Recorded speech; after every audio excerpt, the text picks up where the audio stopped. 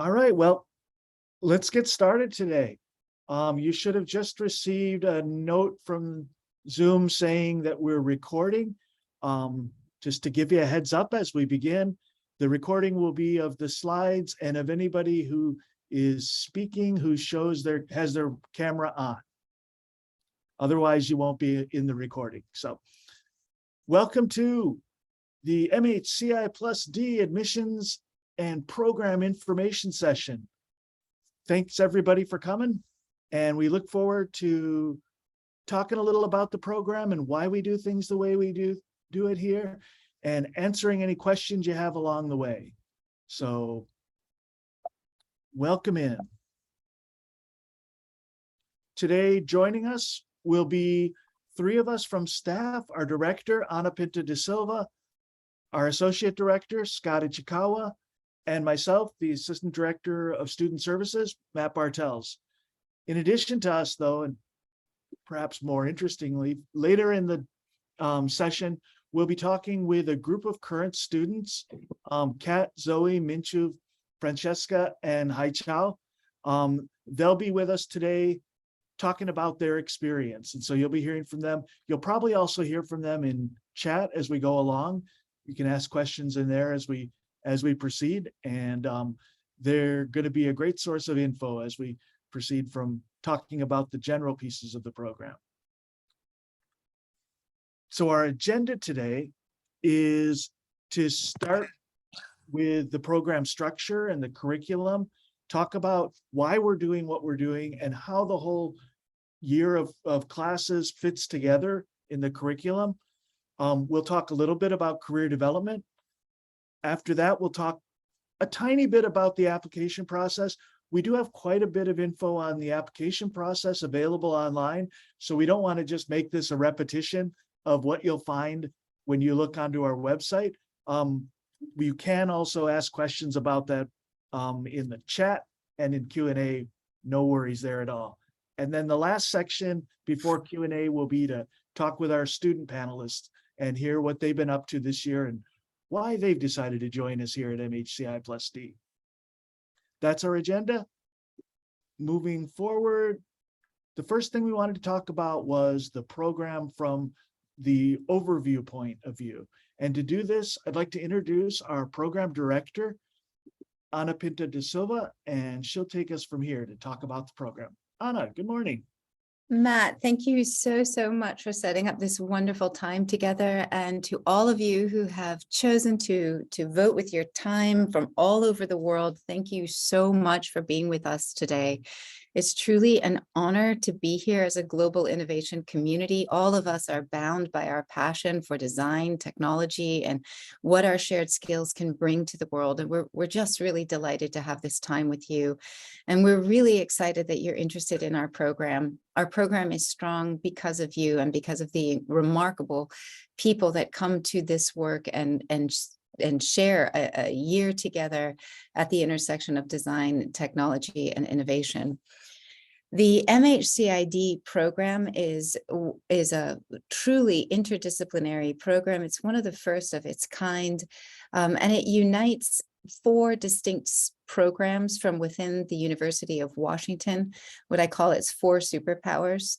We are a program that lives at the beating heart of design, computer science and engineering, human-centered design and engineering, and the iSchool, the information school, hosted within the context of DUB, and of course electrified by the computational power of the Allen School of Computer Science.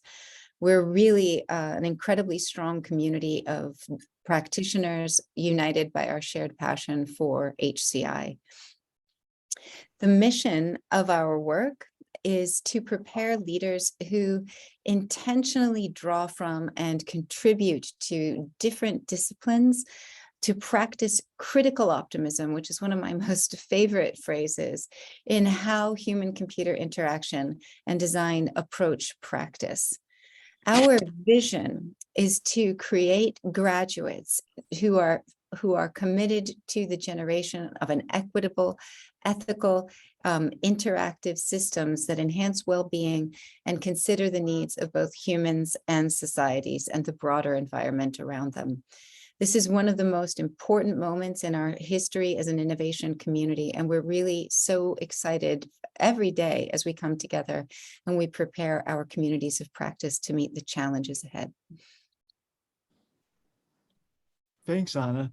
I think as you're reviewing these materials going forward, I would look back to that mission and vision to really kind of see what is at the foundation of why we've structured things like we have and what motivates us from day to day. So I think it's really important to begin with that perspective when we get into more nitty-gritty things as we move along in this discussion today and beyond this. Our program structure is pretty straightforward. We operate on the cohort model. That means that a group of students starts together and graduates together. You're in most of the same classes with your cohort, except for electives. So that cohort becomes your family for the time that you're in this program. And that's a really important element of the way we approach the structure of our curriculum. We're generally 35 to 40 students each year. And as I said, most courses are taken together. About 85% of your courses over the year are going to be in classes with your entire cohort together. So that's the structure that sets things up for a discussion from here about our curriculum. And to do this, our Associate Director, Scott Ichikawa, will take it from here. Thanks, Matt. And thank you all for joining us today.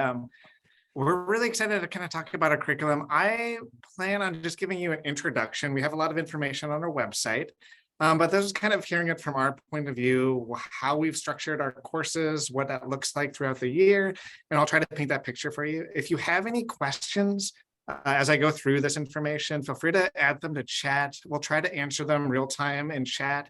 But also we'll have some Q&A afterwards as well. So if you guys have questions about the type of courses we have, what that looks like, I mean, we'll all have our different perspectives on that. We can kind of talk you through some of those. So let's jump to the first slide. So MHCI+D program has a set curriculum. It's really focused on creating a space to learn through doing, reading, writing, and hearing from and working with an interdisciplinary group of students, hopefully some of you, and faculty, as well as industry instructors and guests that we bring into our courses. The foundation of this program is a core set of courses that fall into these kind of main typologies. So there's dub course, which is like a dub seminar, and we'll talk a little bit about what that means. There's seminar courses that are lectures, there's studio courses that are us doing, and then there's capstone, which is kind of the culmination of all this together. And it's all supported by potential electives to kind of help kind of broaden that information. So go to the next slide, Matt.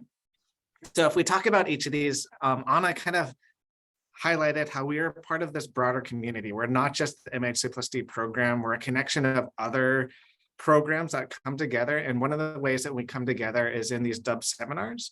And so every Wednesday we bring in guest lectures from all over the world. And they have an opportunity for to kind of show us what they've been working on. There's kind of the latest like research and design within HCI. And then trying to like create this community where you can kind of learn from and hear from people that are working in the same field. So you can get inspired and see what people are just doing, and then hopefully kind of bring that information back into our classroom and help shape your point of view and areas of interest. All right, next one. All right, one of the main ways for you to kind of learn in our program is through these seminar courses. These seminar courses are focused on diving deeper into the history, the processes, the theories, and trends within HCI and design. This is an opportunity for each of you to kind of learn through reading, through writing, and really most importantly through like discussions as a class and as a group. This is hopefully framed around ways for us to kind of help shape both your understanding of HCI+D, the role it has within society as a whole, and as well as helping you as individuals start to craft your own point of view within this space. All right, next one. Studio courses. So studio courses are your opportunity to get really those hands-on experience. So not just like talking about what HCI design is, but actually building and doing. These courses are focused on leveraging our interdisciplinary backgrounds. And so I think about it as like the skills that all of you are bringing, right? Like a lot of programs, they're like, we just have designers, or we just have industrial designers, we just have researchers. These ones are really focused on leveraging the fact that we have a diverse group of students, and that's all supported through a diverse group of instructors as well. So typically with our studio courses, we have 2 instructors. They typically come from different backgrounds. They'll have different expertise and different points of view on these topics. So it's not just hearing from just one person. This could be a combination of both someone from industry and academia, and or faculty members that represent one or more of the core dub programs that are part of our community. And so it's a great way to kind of just get hands-on doing things and learning from different people. All right, next one. So how it all comes together, the way that our program is structured, it all kind of leads towards these capstone projects. And a lot of times we think about this capstone as like that thing that happens at the end. The capstone projects are really something that we start talking about and thinking about from the very beginning, right?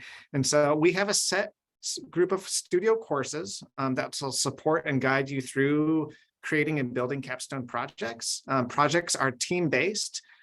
Each team works with an industry advisor on this project and really work throughout the year to kind of align your team with your shared purpose, values, and area of interest, and see like how all the different things that you've learned throughout the year kind of come together in one project.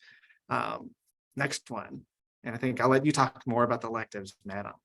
Yeah, thanks, Scott. So to complement the core courses, we also have electives. The bulk of your coursework through the year will be in those core courses that come every quarter. You'll see the layout shortly. But in addition to that, every quarter you can choose to take an elective. Access for our students is a little different than what you might remember from the scrambles that often go on from getting courses in undergrad. We have arrangements with all of our sponsoring departments to set aside seats for us in electives each quarter. That gives us an easier chance to get into some of the topics that you want to dig into. Electives are not the prime place where you're learning during the year, but they can be really useful icing on the cake. They can help you deepen a strength that you have. They can help you fill in a gap that maybe you come with something, and as you're taking your core courses, you're saying, oh, I need to know more about this experience design, say, or some work in visual communication. You want to strengthen that a little bit. Or maybe you want to take a course in entrepreneurship. That's often a popular elective. So a lot of different places where you can sort of put some icing on the cake that is your MHCI+D learning throughout the year. Most students take 2 or 3 electives over the course of the year. And again, the bulk of your learning will be in the other courses. So that's how electives fit into this. Back to you, Scott. Awesome. Thanks, Matt. So before I jump into this, I just want to kind of say, like, this program is not really just about building technical skills. Interwoven throughout all these courses, whether it's within our program, but also our supplemental like electives, our themes around like values, your purpose, ethics, the impact that we're trying to make on no matter what we're talking about, whether that's the humans, whether that's society, whether that's large communities, whether that's the environment, whether that's the animals. It's really thinking about how are we shaping your points of view in your minds around all of these issues as well.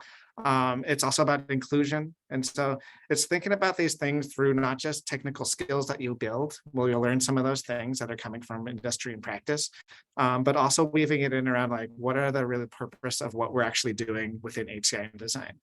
And so the next section I'm going to really kind of talk you through pretty quickly. And this is like, we just want to try to paint a picture of like, how does this all come together in one year in the MHCI+D program? And so the way that this program starts, we actually start a week before all the other students typically are starting in this program. And we have a course called the Immersion Studio. This is typically taught by our director, Anna. And we kick off this Immersion Studio at the very beginning. This is your first chance to get to know each other, the community, and it gives you an opportunity to start diving into what is human-computer interaction and design, and what does that actually mean, as well as start building relationships with your peers, the faculty, and the University of Washington as a whole. And hopefully sometimes with more than just that, right? Like hopefully we can also connect you with Seattle for those of you who are not new or not from Seattle or new to Seattle. All right, next. So that's like the very beginning. When you jump into fall quarter, this is like your first real full quarter. And these are 10 weeks that they kind of go through. There's these kind of this is where it brings all those kind of courses together. And so I'll just kind of talk you through some of these ones. So the top ones are the green, and those ones are our seminar courses that are lecture based. The first one in autumn is user research. Just really quickly, you'll have conversations about what user research is, how research is conducted, user research methods, how to record findings, how to analyze that data, and most importantly, the ethics of user research, how to protect individuals within your study, right? And how that's used. That's supplemented by the ideation studio. That's a course that I teach. It's a project-based studio where we go through and critique the design process. And so some of you will come from a design background, some of you will not. And this is an opportunity to kind of all come together, figure out what is this process, and do that through doing. And so we're learning and practicing systematic methods for exploring a topic space, typically of your choice. Will be a little bit of framing to kind of guide you. You will conduct light research. You will find insights, craft a design challenge, ideate, down select, iteratively design, test, and present your work and your process. With the final ideation showcase ending at the end with typically like a poster show where we bring in alumni, industry guests. This is all supplemented through this Dub seminar. So Dub seminar, you're going to see it goes throughout the whole year. And those are just those Wednesday lectures that I've mentioned that are supplemented by discussions. And then, of course, there's electives that are your optional electives that you can take. So winter quarter. So after you've kind of settled in, you've had your first quarter, we'll transition to winter quarter. That's where we're heading into at the start of the next year. There's 3 kind of new sets of courses that are starting to show up at this point. And so we still have a seminar course. This one is called the UI Software and Technology, WIST. This is a seminar that surveys the latest advances in technology. This could be topics that are talking about like voice, conversational UI, algorithms, machine learning, artificial intelligence, just to name a few. This will show how we are at the very beginning of a big revolution around technology. The interaction with screens that we see today are really just the surface of the ways in which we interact with the world, each other, our homes, our cities, and our natural environment. So just talking about things through technology, what we mean by that more broadly. We'll also have a studio course. This is where we teach prototyping studio. This is where we have an opportunity to take an idea and really test it by building it out. At its core, it's about different ways for people to engage with your ideas, not just talking about ideas, but actually creating ideas and seeing how people will use your ideas and your things. This will explore different various ways of like rapid prototyping. And I always kind of frame this as really an opportunity to really start to experiment. And then you'll notice that there's this darker blue color. This is when we've talked about capstone throughout the year, but this is when we really have dedicated courses to really start really building what capstone is for you and as a team.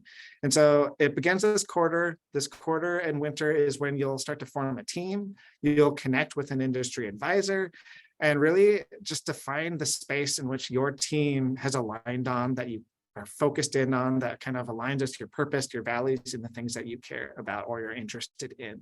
And so that's just really the start of it. And so next one, so we'll jump into spring quarter. Spring quarter, similar kind of system. We have our seminar course. This one's designing interactive systems. It's really focused on the theory and foundations of design.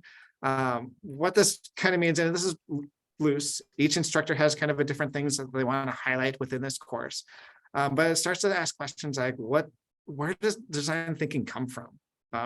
It's just a new fad, but is it actually where it started? What are the different theories and thoughts and processes that have come even before that have inspired us to be where we are at today? This class will often look at the evolution of design education, and it introduces more HCI design theories such as speculative design or critical design to really start to think things more broadly than just some of the structured courses that you have. You'll notice that we have our studio course, but our studio course is now that dark blue because our studio course at this point is really focused on your capstone. And so the first capstone studio course starts in spring, and this is really focused around research.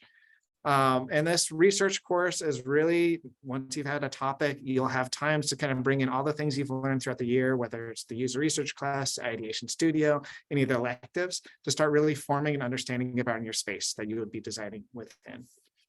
And of course, there's dub, and of course, there's electives that are still happening at this point. And then let's just jump to summer real quick. And so the summer, the year has already gone by for all of us. The Capstone Design Studio, this is really the culmination of all of your work throughout the year. This course takes your findings, the insights, the design opportunities from the Capstone Research Studio course that you had in spring, and really shifts the focus to designing and making.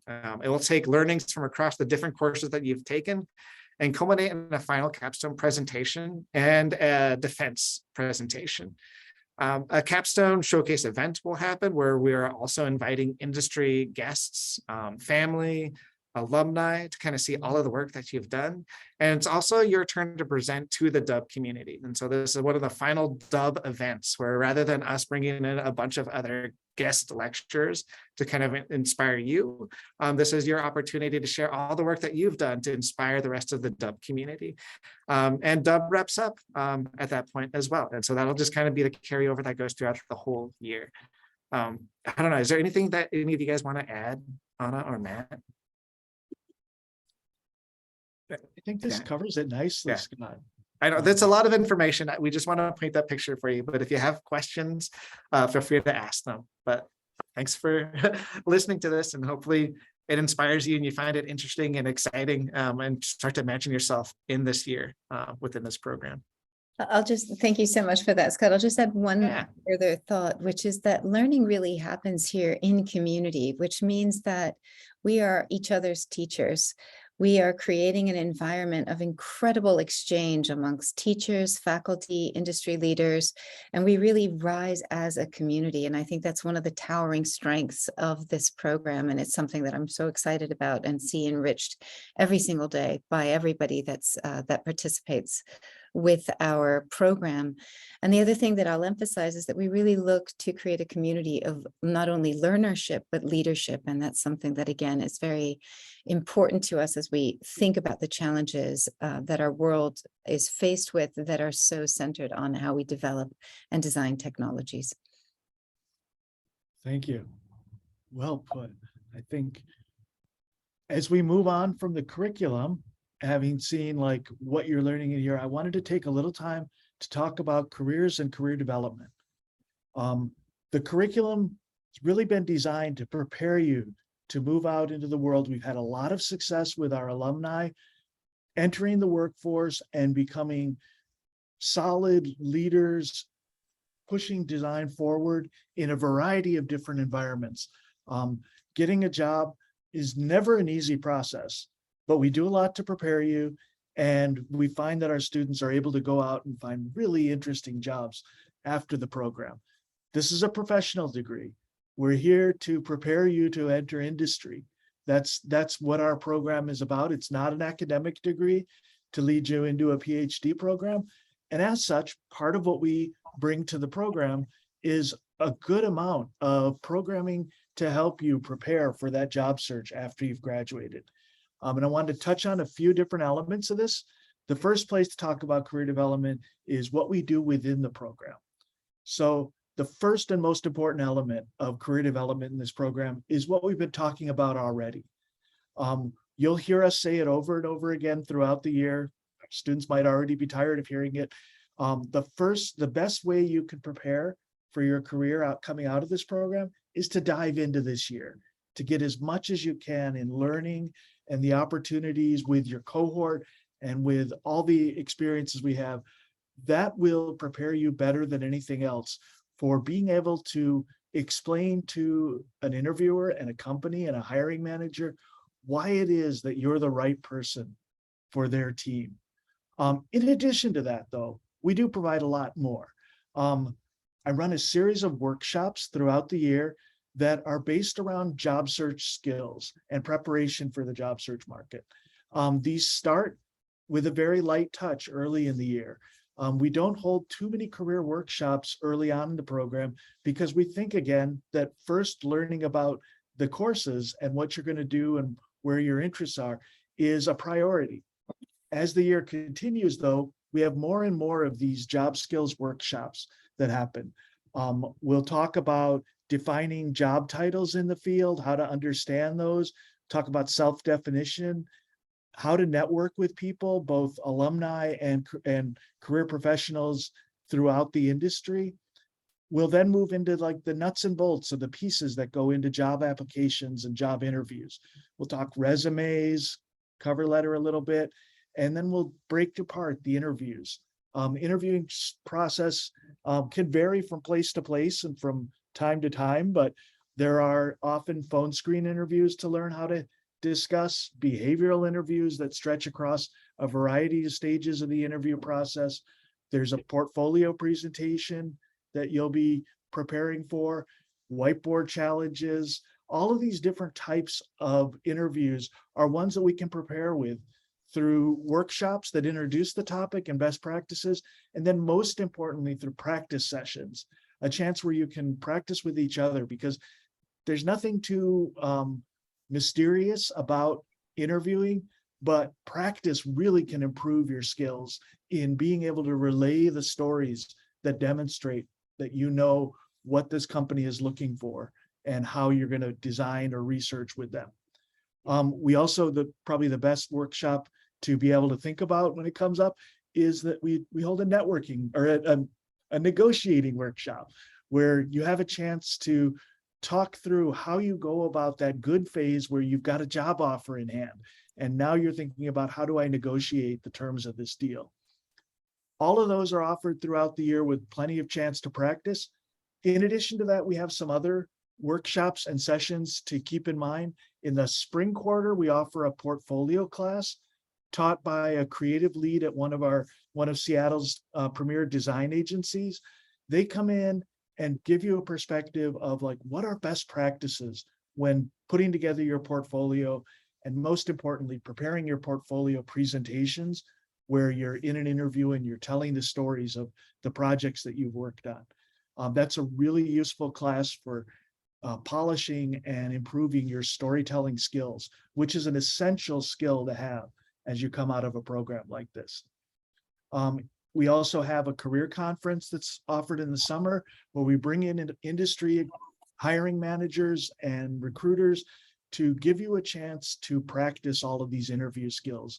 It's not a hiring process. It's more of a chance to get real-time feedback from people who do the hiring in this field, where they can give you information and reactions to the way that you're presenting yourself before you're going out and actually doing the real interviews.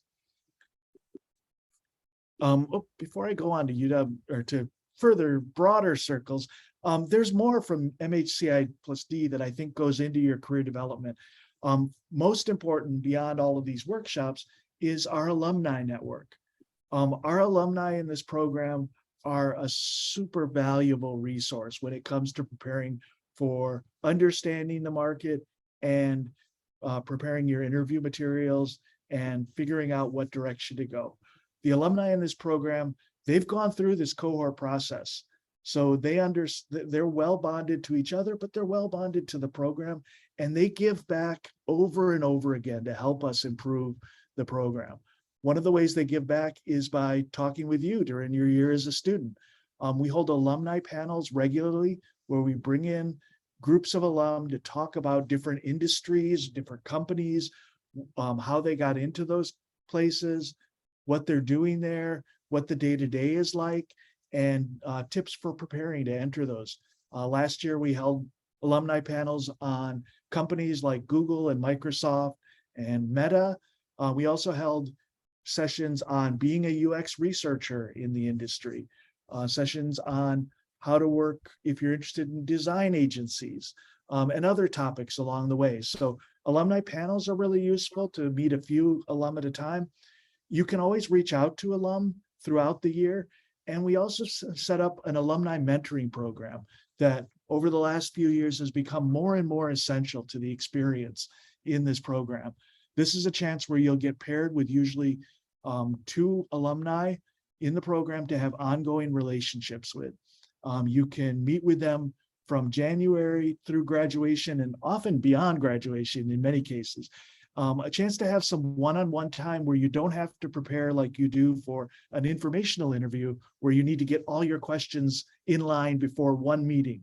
This gives you a chance to just settle in a bit and get to know somebody and understand what they went through and get their advice as you're moving forward. So our alumni are really a critical aspect of the program. We're getting ready for our first big alumni happy hour of the year to happen next week, where we'll really get a chance to mingle with this current cohort and several of our alumni coming together to just chat and settle in with each other. Finally, the other resource from MHCI+D that's always part of your experience is one-on-one meetings. Our director has already met with almost every student in the cohort in a one-on-one session to talk with them about what their plans are, what they're bringing in, and what their hopes are for the year. Scott and I meet with students regularly, and as you move more into the job search phase, I meet with students and alumni every day just about to talk with them. You know, our workshops are awesome, our alumni are awesome, but sometimes you need just help with a specific point in the process that you're working on or questions you have. And those one-on-one sessions can be very valuable for that. Outside of our program, there are a couple other things to talk about briefly that help with career development. First is where we sit. We are very much a small program, but we're in this large university that's at the cutting edge of HCI research. When it comes to thinking academically about all of the topics that you'll be studying, the University of Washington is a great resource. In the career side of things, it's also a large university. There are centers that specialize in different topics that some of you might be particularly more interested in, such as innovation or entrepreneurship or other topics along various different realms. There's also a huge career center that has workshops virtually every day. And those large career fairs, if you want to talk to some people there, those are all available for you as a member of the UW community. Beyond that, we're in Seattle. Outside of perhaps arguably the Bay Area in San Francisco, there's no better place to be someone practicing in this field of HCI and design. We've got large companies here in the big tech realm that really pioneered this UX field. Microsoft's headquarters, obviously, and Amazon, a robust presence from Meta, from Google, plenty of other mid-sized company, healthcare companies working and hiring from UX are very strong here. And startups, lots of startups that sort of are in the satellites around the big tech companies. It's grown to be a very exciting place when it comes to small company work, and plenty of design agencies are either headquartered here or have a robust presence here. Seattle's just a great place to meet people who speak the language that you speak when you're becoming a professional in this field. That's a great thing to have at hand, especially now as we're emerging from, hopefully, knock on wood, emerging from our COVID world where presence is more and more important. The fact that you could hop on a light rail and be at one of these companies for a visit is a really valuable aspect to have in mind as you're considering where you might want to spend your graduate years.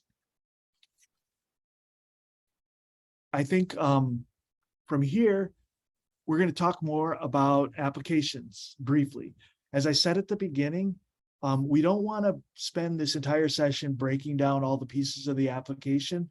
We really think that it's more important here to get the big picture and some of the why behind what we're doing, how we're doing what we're doing in this program. But we did want to talk a little bit about the applications themselves. So first, Scott, if you'd like to lead this section on who's right for MHCI+D. I think it's a good question to have in mind because you're probably looking at many programs. Sure, I'd be happy to kind of talk to her. I'm also just going to open this up to like Anna and you as well, because I feel like this is kind of a well-rounded kind of topic to kind of consider. So there's a lot of things when we think about what is right for MHCI+D, and I think these are questions that you should be asking yourself in a lot of ways.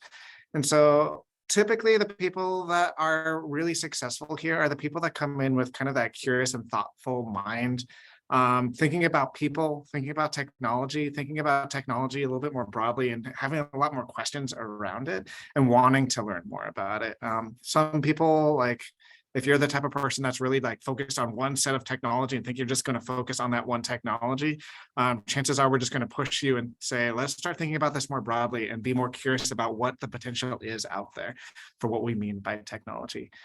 It's really, I don't know if this is specific to our program, but I also feel like one of the things that makes students really successful here is in order to really take advantage of this program and of this university and of Seattle, you have to be self-directed and driven. And a lot of that means there's kind of an onus on you as well. Like we will give a lot of scaffolding, we'll give a lot of support, but there's just so many opportunities here that will kind of broaden your education. And part of that is making sure that you are willing to kind of put yourself out there to find those opportunities, to take advantage of those opportunities, to meet other instructors and lecturers and faculty member and industry. And also have a point of view. And I kind of point this out where it's kind of nice to hear from all of you too, right? Like if there's things that you are passionate about, what are the things that you think are important for this program? Who are the important people? What are the important topics? I will always stress this one, and this is one that's always top of my mind, is we really look for people that have that impulse towards creation, towards building, towards making, towards doing, and realizing that even if you're part of research, part of that is also within that process, right? Like I'll always stress that we talk about design as like the idea of like doing and making, but like it's doing and making with a purpose. And a lot of times that's for asking a question. And so really have that mindset of like, you're not here if you're just like, okay, I just want to learn how to become a UX researcher or a PM or a technologist, that you're not just in your own little silo. Like the challenge that we have for all of our students is we want you to be we want you to have a good understanding of the breadth of what HCI design means. What does that process look like? What is the breadth of technologies? And so that's kind of things that are kind of top of mind for us on that. This is a pretty dedicated year. Like as I ran through that curriculum, there is a lot. And I think it's hard for us to even tell, like maybe the students and our student representatives can kind of tell you like what that actually looks like for a year. But in order to really make the most out of this time, if we're going to only have 1 year with you, we maximize and want to make sure that we give you as much as we can for that 1 year. And so that means being dedicated for that 1 year to this program, to learning, both in time that you're committing to this, and obviously the finances that go into like taking the time out of your life, plus the commitment of finances for being part of this type of a program. The other two, I think there was a question that kind of came up about like the difference between us and other programs. One of the big things that I think you'll hear is the way that we've crafted this program is really thinking about things through this lens of being part of a cohort and being part of a group of students that are together throughout this year, that are supporting each other, that are not just learning together, but teaching each other. Like the strength of this program being interdisciplinary is that you want to come here and then you have something to share too. And recognizing that even if you're like coming from straight from undergrad, or if you have years and years of experience, even if you've been in this field for a while, everybody brings in a perspective. And to be part of this cohort means sharing those things and being part of it and encouraging and recognizing that we hope that you don't want to be like somebody that's just going to sit on the side, that's just here to take in classes and does not want to work with other people, that you want to be part of these teams and want to learn from each other. And the final one, and I think we can all speak to this one for sure, is if you're thinking about what would make you successful for this program or any program, but specifically our program, is kind of having a sense of purpose. Like what is not just driving you to want to have this education, but also why do you want, like what goes beyond this? What is that purpose that's driving you as an individual? right? Beyond just, I want to learn new skills. Like, why do you want to learn new skills? Like, what is really driving you? That's inspiring you, and that's pushing you. And so like having those things will help really kind of craft our understanding of what you are, what you're hoping to achieve, and what you are potentially bringing into our cohort and our community. I don't know, Anna or Matt, do you guys want to add anything to this? Matt, go ahead. I guess this really summarizes things quite well. I'd like to talk about that sense of purpose at the end. Yeah. That's a really key part. And what's important here isn't to be wed to a single idea. Like, your purpose can change as you learn. You're coming here to learn. So it's okay to change your purpose along the way, but we're looking for people who value having purpose and not just moving ahead without it. So I think it's an interesting idea to have a sense of purpose. Sometimes it might lead people to think they have to just go all in one direction before they even apply and know what their life is going to look like. We know things change. Yeah. It's okay Yeah. for things to change, but to value that purpose, I think that's critical here. Yeah, that's a great point. And I always kind of frame it to say that when you're in a program like this, the hope is that you have a sense of purpose too, that you're open to those challenges, to understanding what that deeper meaning is between that purpose, and us asking questions about why, and saying like, oh, you might be inspired by something else you might learn here, right? And figuring out what that means for you as an individual, and how does that shape your point of view as you go, not just through this program, but beyond this program. Wonderful. This is just such a lovely and such an important conversation. And I love that we're highlighting purpose. And in addition to purpose, and the force, the propulsive force that it brings us and guides us when things get difficult, what I would say is, I think one thing that helps people in the program is having an entrepreneurial spirit. That doesn't mean that you want to necessarily go out and found a company, although we, of course, encourage that, and many other different career paths that you may choose to take, that you're willing to try things and you're willing to risk. You know, entrepreneur essentially means bearer of risk, and we love fostering an entrepreneurial spirit within our cohort and within our work as faculty members and as members of the broader industry. The other thing that's important right alongside that is a sense of resiliency. We are going to get things wrong. And by the word we, I mean all of us. It's just part of the work, trying things, risking things, failing, learning from those failures, getting back up, doing it again, rinsing and repeating, and learning and developing that muscle. I think very much of innovation as kind of a team sport, which means you have to have your individual center and know how to extend that towards the community around you. And then I would say right alongside that is the ability to be a great team player. And that means not only being able to engage with your cohort and your broader community, but also having a good sense of how you tend to yourself and how you can extend that care towards other people within the community that MHCI+D represents. So those are just some additional thoughts of what makes a wonderful candidate for the MHCI+D program. And perhaps I'll just add one other thing, and I think Scott mentioned this, just a sense of incredible curiosity and imagination. We don't just want to burnish what is the now. We really want to investigate what is the future. And we can only do that with the beautiful gaze of your curiosity guiding the way. That's awesome. Thank you. Yeah. I think, as we start talking about applications, this really kind of gets back to our theme here, that we're looking at this from a bigger perspective about what goes into successful students in this program to help you shape the way you present your materials and the way you decide if this is where you want to spend your time next year. This might also be titled "Who's Wrong for the MHCI+D Program?" So keep that in mind as you look at what our values are. That's an important part of how we structure the program. A few things more nuts and boltsy based on the admissions process. A lot of this you probably already know, but the timeline is pretty simple. January 15th, applications are due for everyone. That's a hard deadline. You want to get your materials in by January 15th. March 15th, 2 months later, that's when you should hear from us with admissions decisions. So you wait 2 months, then you hear from us March 15th. If you're offered admission, April 15th becomes your next deadline. That's when you choose to accept or decline the offer of admission. So the 15th of next year, those are your key dates to have in mind for the admissions process.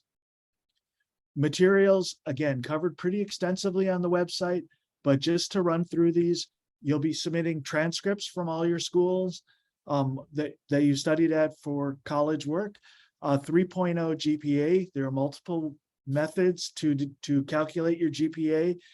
You need to present a GPA using one of those methods that's 3.0 or above. It has to be from an accredited 4-year institution. You need 3 letters of recommendation from professionals who have worked either as a manager above you or as a professor.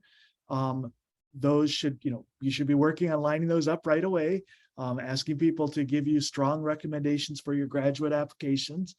You'll submit a resume or CV. That becomes increasingly important for those of you who have graduated several years ago and have more work experience as part of what you're bringing to the program.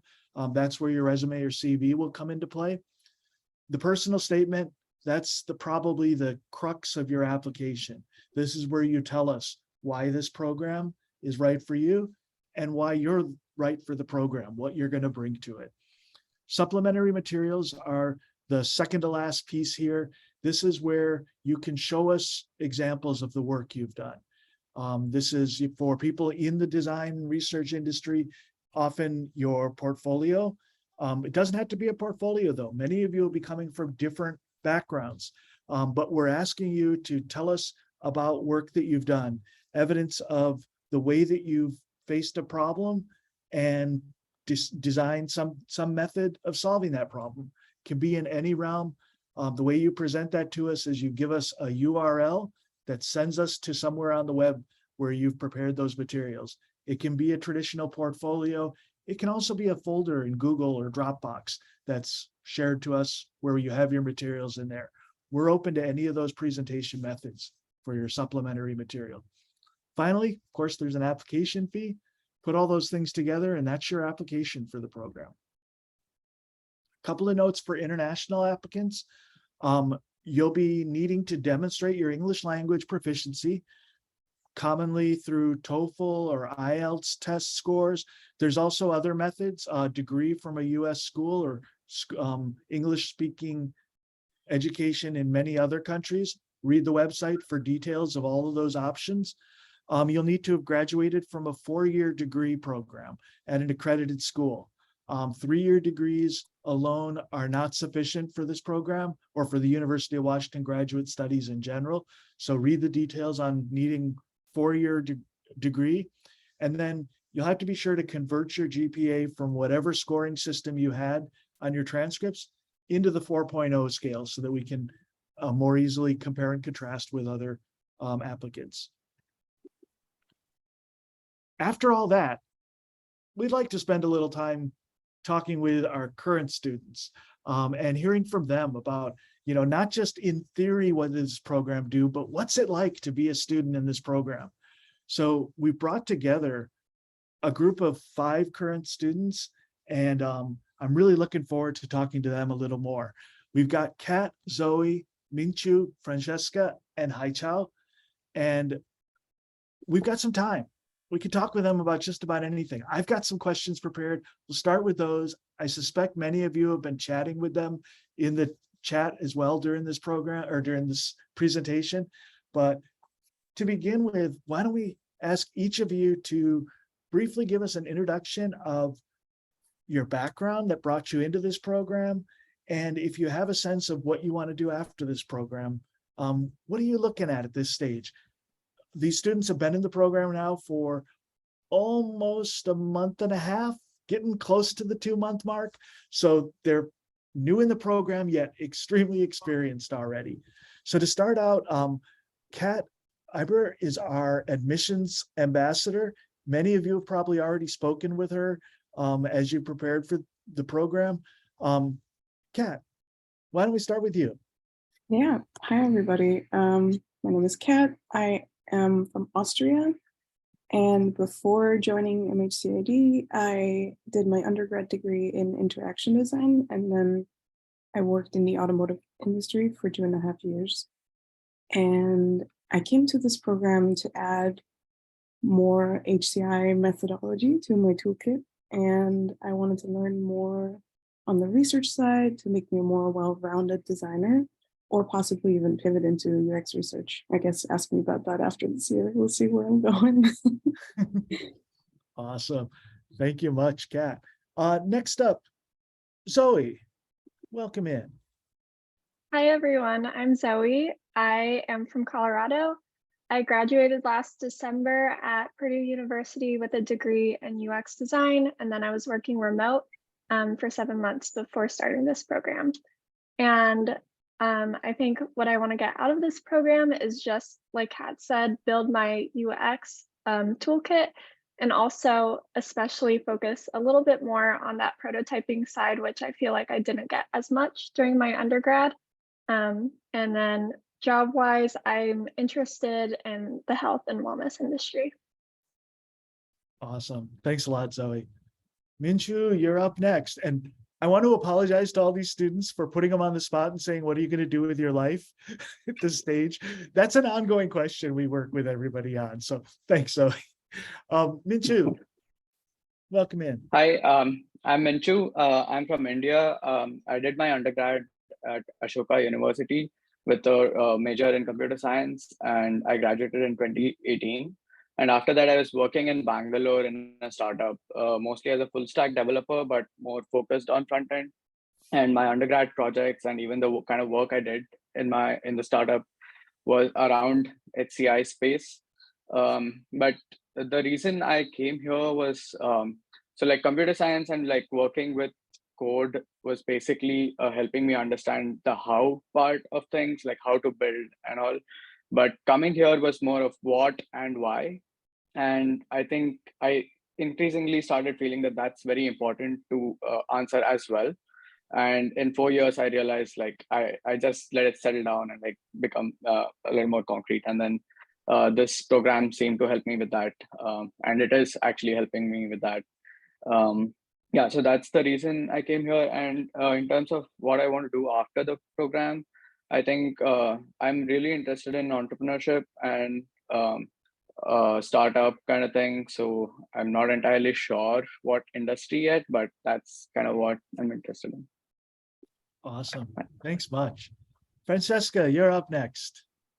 Come Hey on. everyone, I'm Francesca. First of all, this is so exciting. I was literally in your position last year, so it feels so crazy to be here talking about my experience in the program so far. I'm from Lima, Peru, and I come from a psychology background.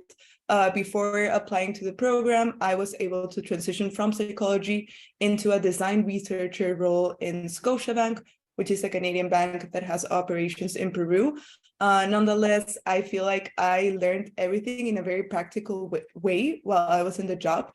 And I really wanted to understand the foundations and theory behind every design decision I was taking in my work. So that would be the main reason why I applied to this program. Besides my work in industry, I've also collaborated with indigenous communities in Peru, trying to understand the intersection between social impact and design, which has been very interesting. And looking forward, I'm still discovering the different path I want to take. I have this background in research, but I'm also thinking about probably transition into product design. That's a question I've been discussing with Anna, Scott, and Matt, and I hope to discover with this program. Awesome. Thanks much. Hai Chao, you're up. Hai Chao, also, you'll be hearing him on and off through our social media channels as he handles our social media communications this year. But Hai Chao, welcome in. Hi, everybody. Hai Chao. I'm from China, and I have a background in environmental science and also have a master's degree in landscape architecture. And I worked several years in a nonprofit organization doing environmental work in central New York. So if you're wondering if mid-career pivot is possible from a completely different field, So here I am. Any questions welcome in that regard. I'm still trying to figure out what I want to do exactly when I graduate from this program, but currently I want to stay in the design field. I want to be a designer or an entrepreneur when I graduate. So this program is really helpful in just helping me understand what's out there and getting as much exposure as possible. At least that's my plan for the first couple quarters, and then later on I'll try to focus in, zero in on something specific. But I don't have an answer for what I want to do with my life just yet. There's time. There's plenty of time. Awesome. Thank you to all 5 of you to get us started here. I think the next thing I'd like to ask is, you've settled in a little bit. You've been here for a little bit.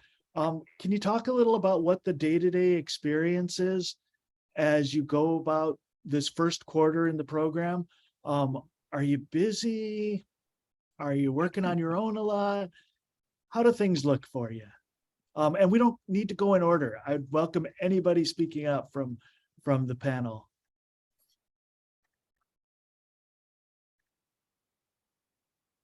Okay, I can go first very quickly. So when we got the class schedule in the beginning, it was like 2 hours on Monday, 2 hours on Wednesday, and 3 hours on Tuesday. And I was like, okay, Thursday and Friday are free, so like I can explore the city and like go on hikes and all that. But then realized that the work that we have to do for the amount of classes we have is like, it's pretty intense and in a good way. So like we had to put in the hours to actually get something out of it and to make something sensible. So I think it keeps you busy to keep it short, and you get to learn and work in teams. So yeah, I'll let others add to it. I just add that there's almost no personal, like individual projects. Almost all the projects we work on are group-based. So keep that in mind. Yeah, so just adding off of that, we're an ideation studio right now, and that means working with a couple classmates. Like you're in a team together and you'll work with them for the entirety of those 10 weeks. It's highly collaborative, and I knew that coming in, and that's what I wanted. So I really enjoy that aspect. So just be prepared for lots of group work and lots of collaboration. I just wanted to add to what Zoe mentioned. I think that this collaborative environment really resembles what working in a design environment is after graduation. So I think it is amazing preparation to learn about working with other people and also different working styles. In regards to timing, I must say, I do feel I've adjusted over time. At first, it can be well, we're all learning how to adjust to like a new schedule, working with other people. In my case, I'm not talking every day in my native language. So also like practicing my English has been amazing. I was reading some people were asking about language requirements in the chat. So yeah, I do feel that 100% you will go through an adjustment process, and it just takes time to really feel comfortable and get in the pace of working in this very active and collaborative environment. That's definitely true. I'm wondering 2 things, and we'll take them one at a time, but I'm wondering, one, I'd love to get concrete about what projects you're working on this quarter. And then the other one, is the cohort having fun? Are you doing anything outside of class? I'd love to hear about both of those, but maybe we'll take your projects that you're working on right now. What topics are you covering, or what are your teams working on? Zoe, you mentioned you're on a team for Ideation Studio. What are you up to? I'd love to hear from y'all. Yes, so our team is focused on current foster parents of teenagers, and we're working on trying to build the foundation on how we can establish a relationship between them based on mutual understanding, trust, and respect. So a lot of our ideas are going towards this design challenge. Awesome. This is convenient because Minchuan and I are on the same team for ideation, but and so he can add to what I said if I haven't covered everything. But we're working on a project focused on Mexico City, or dealing with digital nomads who go to Mexico City to work remotely and cause some gentrification and things like that in the community, and how to bridge the gap between the digital nomads and the locals. And we're designing a food cook-off kind of thing. We still have trying to define what it is, but it's a scavenger hunt, cooking and eating type of thing where we bring 4 people together to get to know each other. Minchu, how was that? Well, that sums it up. But just to add to it, I think like when we started off this quarter, we had no idea what we were going to do, and that like completely no idea. We were just given a theme of migration and nomadism, and then we had to define the problem space and like in it, and then focus and like narrow it down and then propose a solution, which I think was a very hard part, in the sense like identifying a sensible problem space is a hard problem. So I think we are now in a much better shape. So like we are happy to answer this question now. And I think Haichao answered the question, but I just want to add the background to it. Minchu, I couldn't agree more that I feel like right now we're in a more comfortable place to talk about where our ideas are going. And I think that's a great part of Ideation Studio, which is like, it's a great space to iterate and keep improving and digging deeper into the different problem spaces we consider to work on. My group specifically decided to work in the relationship between domestic and international students, specifically in a high school here in Seattle. So we identified by doing research, which was a great part of this class, that although we had initial assumptions on different tensions that could exist between international and domestic students, our assumptions were completely biased, and we learned new things when we were in the field, talking to teachers and students, and also many peoples that conform part of the students' ecosystem. So what we're working on right now is creating a card game. We're exploring trying to merge or learn about different cultures through play and games. So we are currently designing a card game that is gonna prompt different actions and conversations so we can facilitate in a way genuine conversations and connections between both international and domestic students. That's awesome. Kat, what are you working on? My team's work is centering around international students and recent graduates in the US. So who have already received education in the US, who are now entering the job market and the difficulties they face. We're still not sure where it's all going. We're still being informed by our research. It's all coming together, I promise. That's awesome. Thank you all. So the overall theme of ideation this year was nomadism and movement. You'll see that reflected in a variety of different ways in the teams here. And it is really like, it's brave of you all to say this with your lead instructor in this Zoom room with us. It's been great to watch these projects come together in just 6 weeks so far, I think. That's awesome. Can we go to the second question? Is there life outside of classes? How has the cohort been spending the time you do have outside of classes? Do you do anything? Actually, just yesterday, one of our cohort members put on an MHCI+D themed Jeopardy session for us. It was so much fun. I had a great time. Yeah, we do a bunch of things. Depends on like what your flavor of hobby or free time activity is. There's groups for pretty much everything. There's some people that play basketballs on the weekends together. I don't know. I'm not a basketball person, so I'm not personally part of that club, but let me look through. There's people who talk about music. We're currently planning a Thanksgiving, Friendsgiving. Yeah. What free time activities do you all do with the cohort? I can add to that. So I'm really interested in movies. So we have a SIF Society thing, which is basically Seattle International Film Society. So it's a group of people who are interested in movies. Like we go watch movies like that are being screened in SIF cinema halls. And also to add to that, like we have access to an amazing studio. So we screened a couple of episodes of The Office, the TV show in the studio the other day. And I also attended my first Halloween party 2 weeks ago. And that was pretty interesting. I'd never been to one. And it's with a couple of my cohort mates, and it's pretty interesting.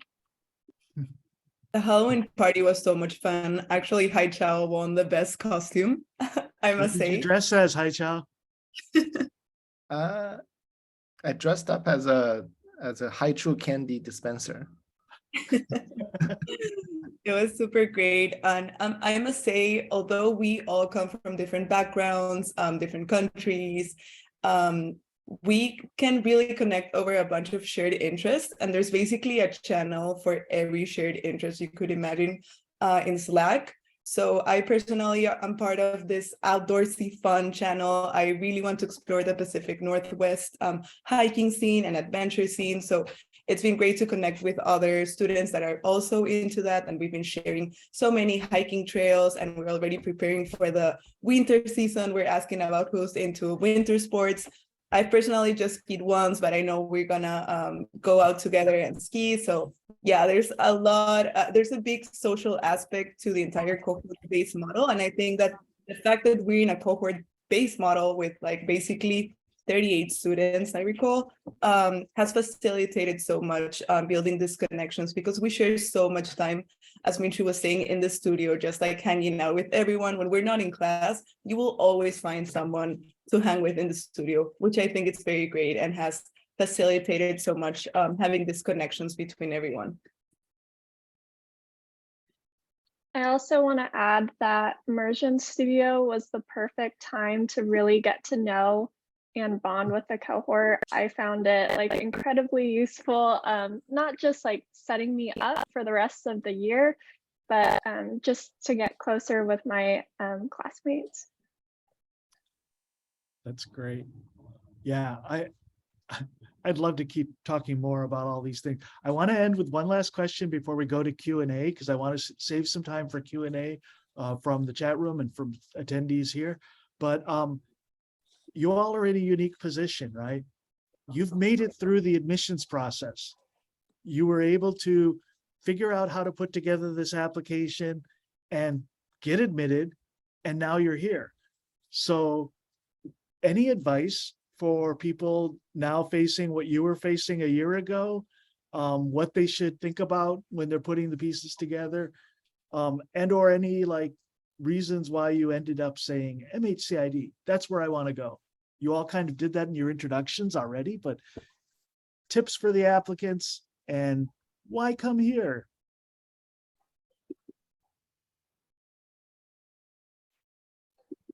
I'll try to take a stab at that. First, I just want to say this is just my personal strategy, and I still don't know like how on earth it worked out. Like I'm still having imposter syndrome here, like waiting for Matt to come to me one day and say, "Oh, we made a mistake. We weren't admitted after all." But this is what I did. I think when I was approaching the application, I was really thinking less about like the specific pieces I should like doing the checklist and things like that. I was more thinking about how to use this opportunity to tell the story of who I am as a person, which to me seems to mean that the personal statement was the most important piece in my application, at least personally, and the portfolio to a certain degree. But I've heard that the portfolio piece is actually optional. So, but for the personal statement, I just spent a lot of time tailoring a story to basically tell the committee how did you arrive at this place? Why did you want to do this? It's not about to show like what amazing work you've done before. Of course, that's part of it, but It's more about like how do that part of your life make you like in a space now that you want to pursue this new degree, and what can you bring to the cohort, as well as what you can learn from other people that's going to be around you. So that was my like main idea when I was sitting down to write those paragraphs. And I think it helps a lot to just have a lot of people read it and to tell you what they think, because you have to think about the committee reading your letter. They don't know anything about who you are. So this is the only thing they have in front of them. That's the only opportunity you have to introduce yourself. So Thank you. I can add to that. So I think if I remember correctly, MHCI+D applications were like towards the end of the cycle in the colleges that I was applying to. And when I began, like no matter what you try to impress in your statement of purposes, like you try to put up a persona and all, but like around the time when it came to MHCI+D applications that I was working on, I was like, I'll just write what comes to my mind, like what I actually feel. And I'll just be very, very honest and genuine. And like, I really did that like in a couple of places.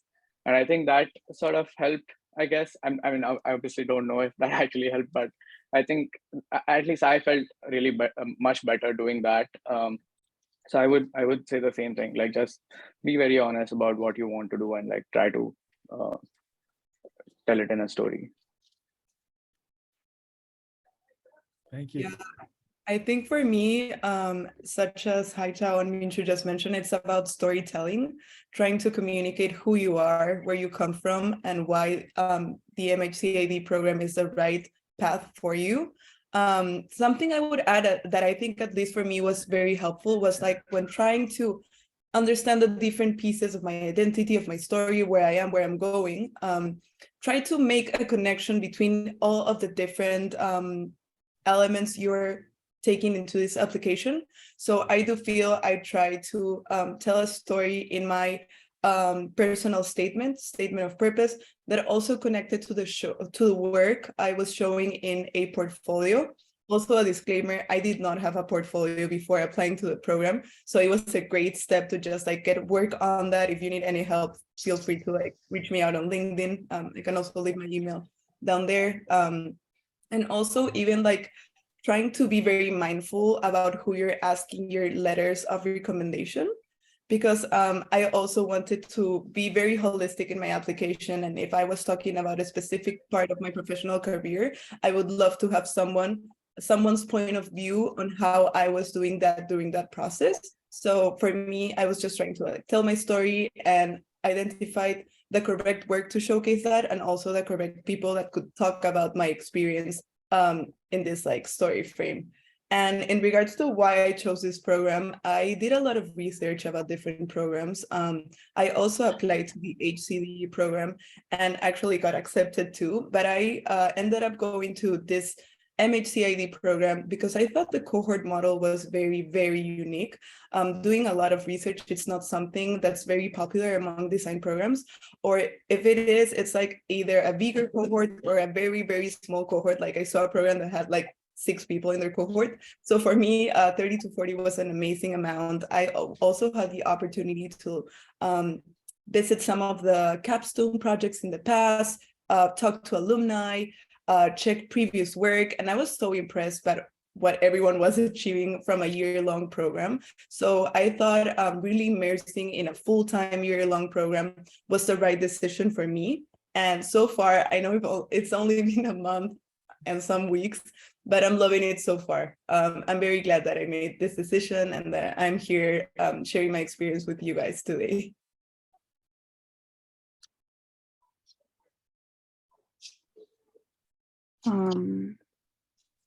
The best advice that I could give is think of what you want out of your life in the next couple years, and then think of how this particular program could help you achieve that.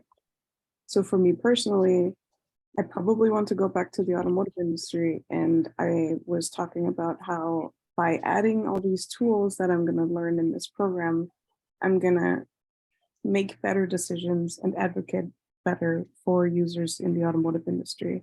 So it's not just, I would like to get into this program because this program is awesome, but think of like, what is this program going to help you achieve? And then I would also say, don't think, what does the admissions panel want to hear? Because that's not in your best interest. Try to represent yourself as best as you can, and be honest about who you are and what you bring to the table. Just because, let's say, I've talked to a couple of people here and everybody's like, oh, I have to create this UX UI portfolio. That's not what we expected. That's not what the people who will be reviewing your application expect. They want to see what you as the person you bring to the table and what you want to learn. It's awesome. Thanks, Kat.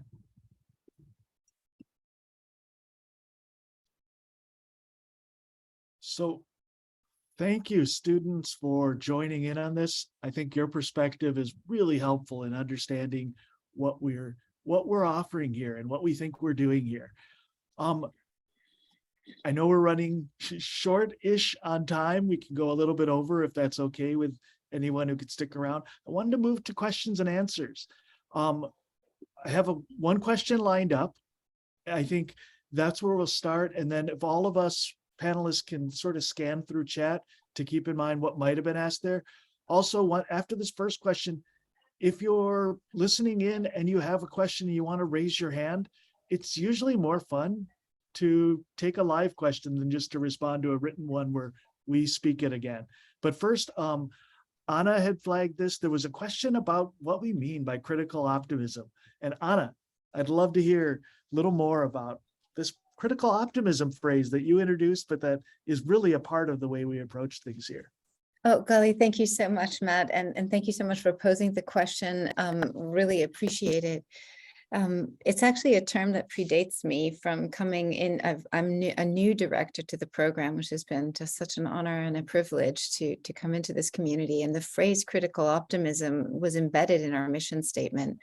And it's something that's just so important. It's really critical that we question assumptions as technologists. You know, there's a wonderful joke about architects. You know, they say, how many architects does it take to change a light bulb? And the architects answer, well, does it have to be a light bulb? When you think about the impact of that technology has on all of our lives, it is very, very important for us as technologists from regardless of where we sit within that ecosystem to be part of a critical community that questions assumptions and really helps all of us together look at an issue from many different points of view. That's the critical part, and that's just so important. But that's only one part of what thought leadership is. The other part is that we have an incredible opportunity to build a more resilient, healthier, and equitable world through the thoughtful creation of technology, and all of us are part of that. And I think that there's a sense of joy and real optimism and opportunity and quite frankly, privilege embedded in all of that. And that's why that term, critical optimism, is so important. We have to be thought leaders and thought makers, and that's really what this community represents. Awesome, thank you.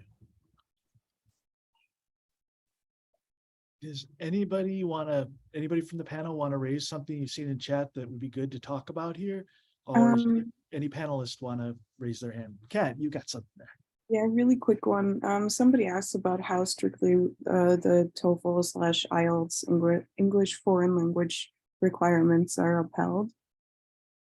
Yeah, when it comes to the English language requirements, you do have to meet one of the methods. And I would definitely look at our website there's just a crazy number of options available at this stage.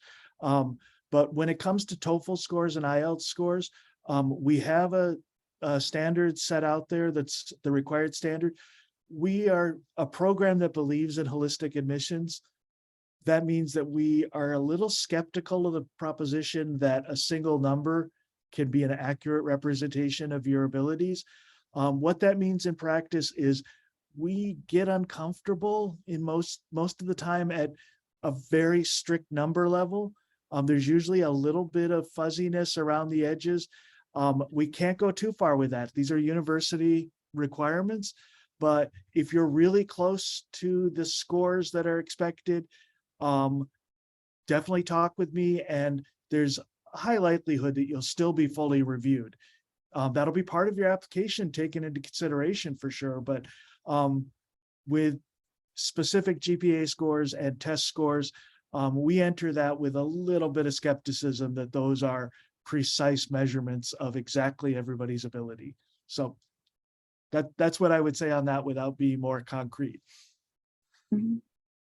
And then another question was just about this wonderful description of what is supplementary materials? Yeah, supplementary materials, that phrasing is probably more for us on the admission side than for you, the applicant, to remind us, because we live and breathe in the world of portfolios. This started as a portfolio requirement because when you go out into the industry as a designer or researcher, you'll be presenting your work as a portfolio. But we don't want just UX designers and researchers coming into this program. Our program is stronger because we have people pivoting from all over the place. And supplementary materials is the place where you can show us what you've done in other projects, not just in UX, not just in this research side. We have people submitting, academic projects in totally different fields, where they break down what they were doing. Maybe it's in a science lab where they were doing research there, and they've got a paper that they can explain to us. We want to understand the space that you were faced with, the question that you had to work on, and how you approached it. Case studies can do this really well, but we're open to a lot of different approaches to this. Scott, I see your hands up. What would you like to add here? I kind of wanted to go back to what Anna was saying about critical optimism, and then answer another question that was up there, if you guys are okay with that. I think critical optimism, like just to add on to what Anna was saying, is when you look at the world right now, it's kind of a mess in so many ways, right? Like that's where we got to recognize that what's the world in which we're living in, and what's the impact that we can potentially make. I think a lot of times when you think about this space, it can be overwhelming. And that's where the optimism, you have to still believe that we can make a difference. Because I feel like we'll have these really critical conversations around design, about HCI, around technology, and we should be critical, right? Like, because a lot of times some of the world's problems and all the things that are happening are because of the way that humans have designed the world. And so I think when I think about this space and when I think about critical optimism, is having this awareness that there's work to be done, right? There's a lot of work to be done. There's critical as in, are we the right people to do the work? Who are the right people? Maybe we should be partnering with these people and being thoughtful about those things. And then realizing that as an individual within whatever role, that we do have a role to play, and that there's some hope for this future, like a vision for like a future that we all want to live in. And it might be different things that you guys might envision this future. But really thinking about it through this lens of recognizing that it's going to be a lot of work, and it's going to be painful, and we might create more problems sometimes, but we'll still have to address those problems too, right? And be hopeful that we're hopefully heading in the direction that we as humans want to go. So that was one thing I wanted to add on there. There's one question that I wanted to bring up too, and this isn't like specific to like HCID and HCDE. There's a lot of people that are asking these questions about that, and I just wanted to bring up a few points when I think about our program. Like, we've heard a lot about the cohort model, yes. One of the things that I think was touched on, I think maybe Francesca mentioned it, we have a studio that is dedicated to this cohort. And what we mean by having a studio, it's like your home, and you take care of this space, you live in this space. Other classes and other students are typically not in the space, they're just not held in the space. It feels like a studio, like as an actual studio, like we've built it in a way where you have ownership of space and you don't have to take down everything after every class, right? Like, this is a space that feels lived in, like a real studio. And so I like to talk about like imagining yourself, not just with this cohort, but like this environment that helps connect you and bring you together. I talked about this before. This is an interesting mix of interdisciplinary instructors. Like, the idea behind this program isn't we're in one program. The idea is we are a part of all of these programs, and we've brought in what we think are the best representatives and the best different points of view to kind of build off of it. So it's not just one point of view within these. We offer, I like to point this out, especially for our students right now, we offer electives across all these different programs, which is super unusual. And it's one of the hardest things for, like, you're in a silo in a lot of these programs and you have curriculum and you have limited options to kind of see what else is out there. Within this one, also think about like the time. Like, this is a 1-year program, HCDE, some of these other ones are 2 years. They're spread out over time. And so like what that means is like there's different commitment levels. Like some people will have jobs in some of these other programs, and they're only taking night classes, and it takes 2 years or potentially more. And so people will be on different schedules. So this idea of like a cohort is a little bit different. Like they definitely, you can still connect, but it's just a different model. And there's no right or wrong model. You just got to think about it from your perspective. What are the ones that are conducive to your learning? So I just like to point that out. This is not specifically a difference between HCDE, but just to point out, like, what does it really feel like to be in this program and what makes it a little bit different than others? So I just wanted to add that in there. I'm gonna raise my hand as Oh, well. yeah. Yeah, Scott, thank you so much for that elaboration. There was a great question in the chat about the curriculum and whether or not we're looking at the curriculum every year. And the answer is absolutely. We're constantly looking at how we can tune our teaching experience and the work that we are putting forward to make sure that it is in alignment with the challenges that we see across industry, whether we're looking at future of academia, the intersection of academia and industry, or industry itself. So we're always looking at that. It's something that we take very seriously. We think about it in terms of the work that we present inside the courses, but we also look at it in terms of how we create a thoughtful interstitial tissue that connects us between courses, the different lectures, leadership lectures that we offer, different activities, and in fact, how we build community fundamentally. Yeah, I want to give a shout out to Anna. Like, one of the first things she did for our community was she's created this environment for instructors, not just within our program, but people that are knowledgeable of our program. We have a faculty group that is brought together from all the different programs. And she's already set up multiple meetings where we are all just talking about education as a whole too, like how we can learn from each other. What are the different things that are happening in ways that we can, as instructors, grow and learn? Because I think there's a big, I don't know, one of the selling points that we talk about for this program for instructors and how we get all these diverse instructors in our program is for us to learn from each other.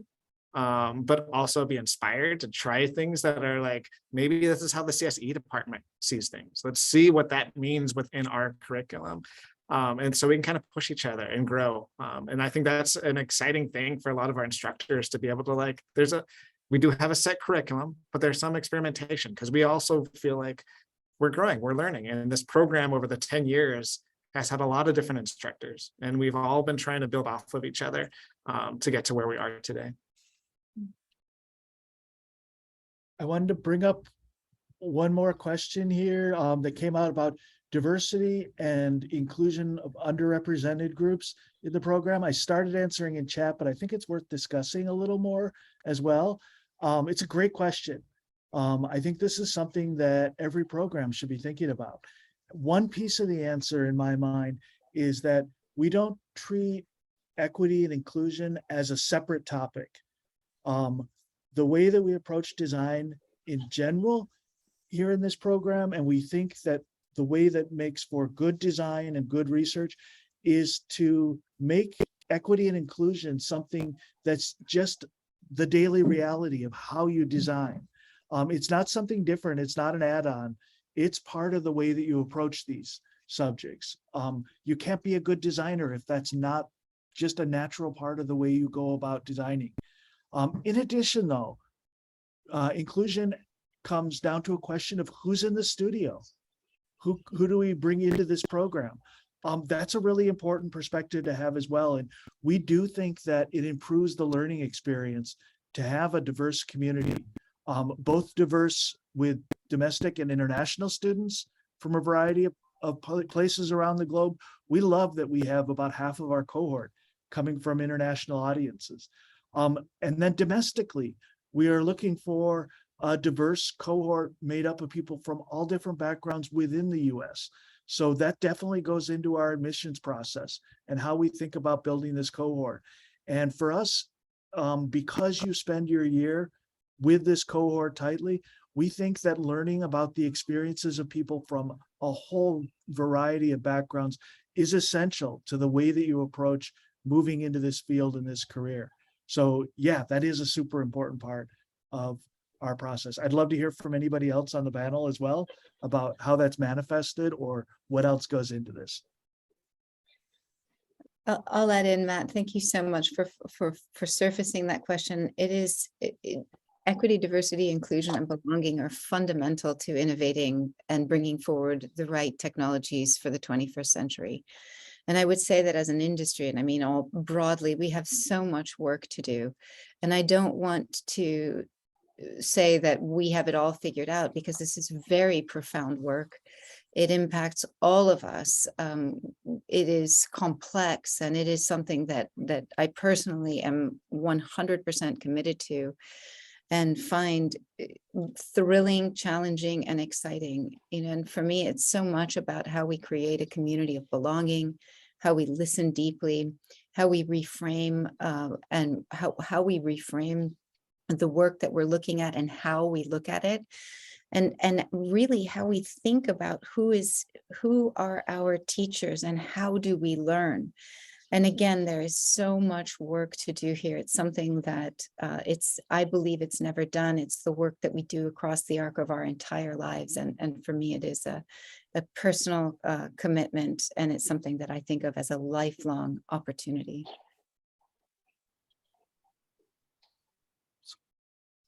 Awesome. I think we can go a little bit longer. If anybody's been seeing a question in chat or wants to raise their hand with a question that they want to be sure gets mentioned in here, we're a little bit over time, so I don't want to go too much longer. I know everybody's got places to be as well today.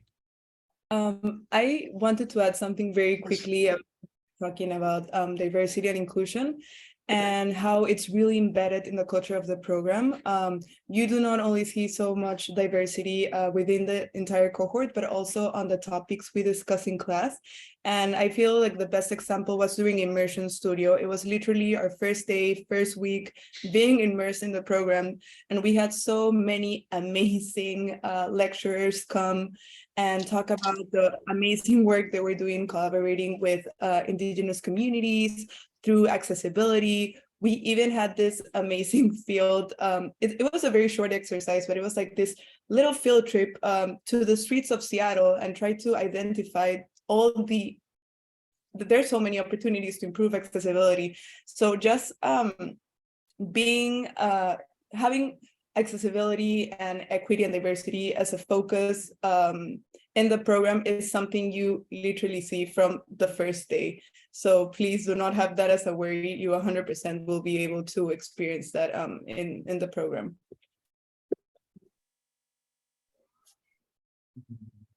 I kind of feel like that might be a great place to end this today.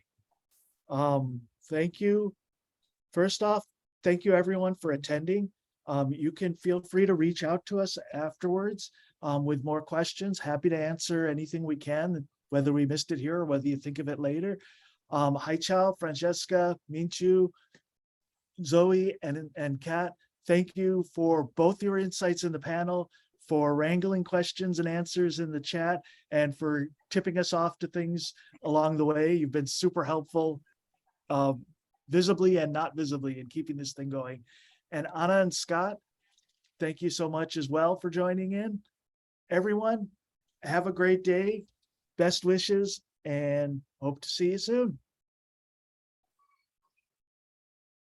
Thanks, everyone. Thank you. Bye. Bye.